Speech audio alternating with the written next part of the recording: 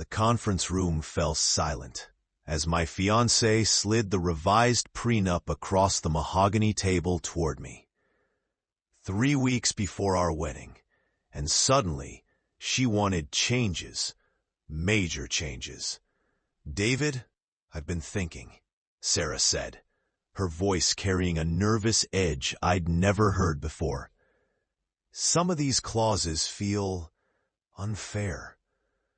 I looked down at the document, then at my lawyer, then back at Sarah. In 18 months of engagement, she'd never questioned the prenup. Hell, she'd been the one to suggest it in the first place, claiming she wanted to protect both our interests. "Which clauses specifically?" I asked, keeping my voice level. 25 years in commercial real estate had taught me to never show my cards too early. She shifted in her chair, avoiding eye contact. "The ones about premarital assets. And, well, the infidelity clause." My stomach dropped. The infidelity clause was ironclad. If either of us cheated, we'd forfeit any claim to the other's assets. Sarah had called it romantic when we'd first drafted it. Now she wanted it gone. "Sarah, we agreed on these terms. Why the sudden change?" "I just think marriage should be based on trust, not contracts," she said. But her hands were shaking slightly as she reached for her coffee cup. That night, I couldn't sleep. Sarah's behavior had been off for weeks. Secretive phone calls, unexplained absences, sudden interest in our wedding budget. She'd originally wanted a simple ceremony, but lately she'd been pushing for something more elaborate. Much more elaborate. The next morning, I did what I always do when something doesn't feel right. I started digging. The first red flag came from our wedding planner, Marcus. When I called and discussed some details, his assistant let slip that Sarah had been meeting with him privately, without me. When I pressed for details, Marcus himself got on the phone.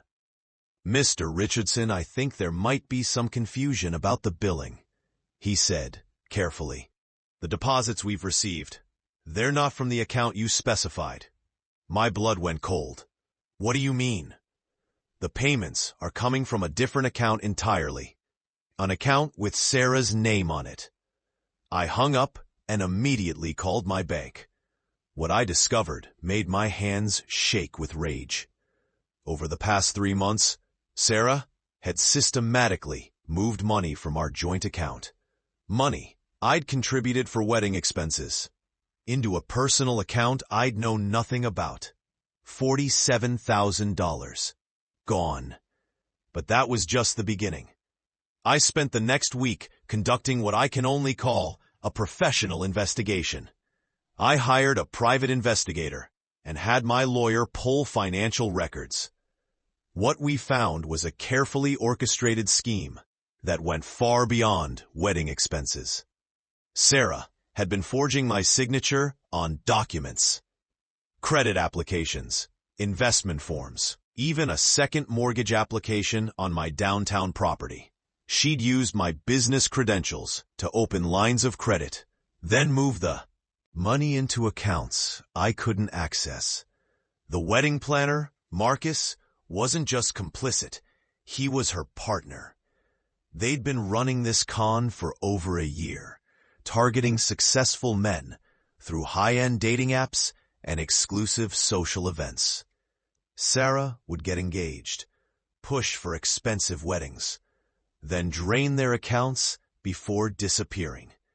My private investigator found evidence of at least 3 other victims, a surgeon in Chicago who'd lost $80,000, a tech executive in Seattle who'd been cleaned out of nearly $200,000, a retired airline pilot in Phoenix who'd lost his entire retirement fund.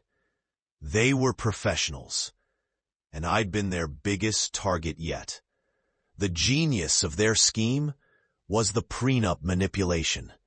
By getting me to remove the infidelity clause, Sarah could cheat openly while still having legal claim to half my assets in a divorce. She'd been setting up to take me for everything. But here's the thing about being in commercial real estate. For 25 years, you learn that the best deals are the ones where everyone thinks they're getting exactly what they want. So I gave Sarah exactly what she wanted. I called my lawyer and had him draft a new prenup, removing the infidelity clause just as she'd requested. I also had him include a clause that looked like standard legal language, but was actually a trap. If either party was found to have committed fraud during the engagement, all assets would revert to the non-fraudulent party, plus damages. Sarah signed it without reading the fine print. She was too focused on getting that infidelity clause removed. Meanwhile, I was building my case. Bank records, forged documents, recorded conversations with Marcus. Everything carefully documented and photographed. I even had video evidence of Sarah and Marcus together, celebrating at expensive restaurants using my money. The wedding day arrived, and I was ready. I'd hired additional security, disguised as wedding photographers. The FBI Financial Crimes Unit was standing by. Yes, crossing state lines to defraud multiple victims had made this federal. And I'd invited a very special guest, Detective Lisa Chen, who'd been investigating similar cases across the West Coast. The ceremony was beautiful. Sarah looked radiant in her $15,000 dress, paid for with my stolen money. Marcus had outdone himself with the decorations, probably because he knew this would be his last job for a while. I said my vows with complete sincerity. Every word about trust, honesty, and commitment was directed at the 200 guests who'd come to celebrate with us. Sarah's vows about loving me for richer or poorer nearly made me laugh out loud. After we were pronounced married, as we were signing the official documents, I made my move.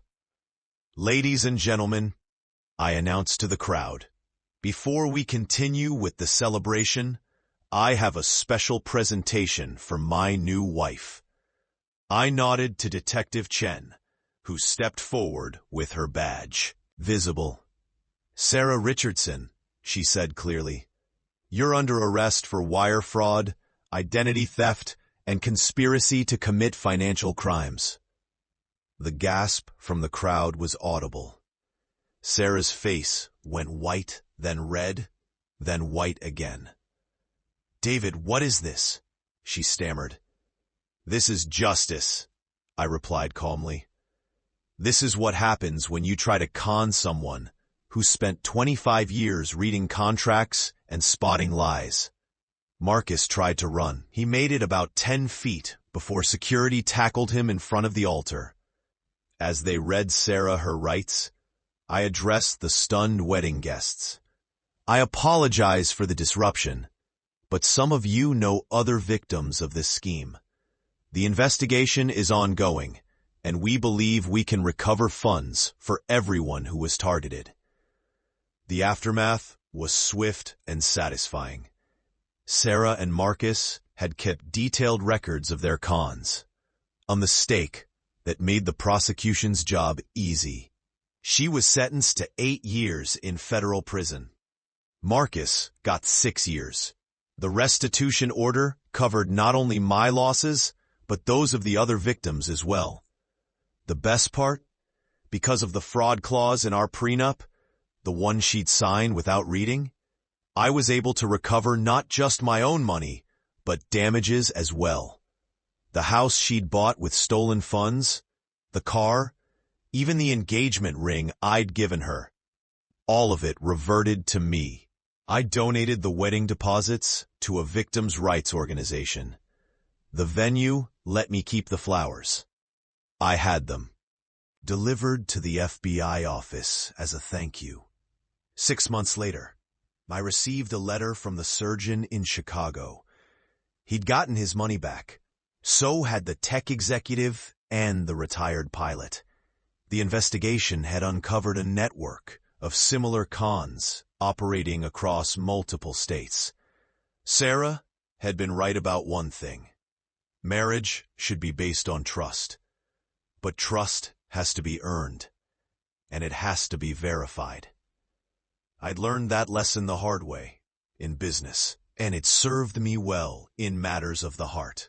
I kept the wedding photos, not out of nostalgia, but as a reminder that sometimes the most satisfying revenge is simply letting people face the consequences of their own actions.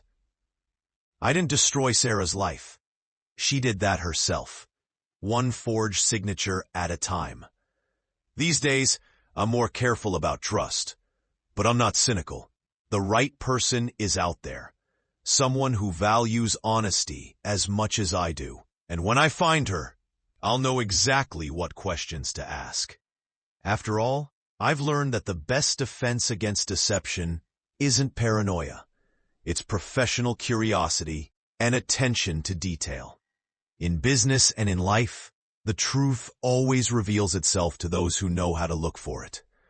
Sarah thought she was playing a game she couldn't lose, but she forgot one crucial detail. I didn't get successful by being anyone's fool. I got successful by being thorough, patient, and always reading the fine print. The prenup she was so eager to change, it worked exactly as intended, just not the way she'd planned.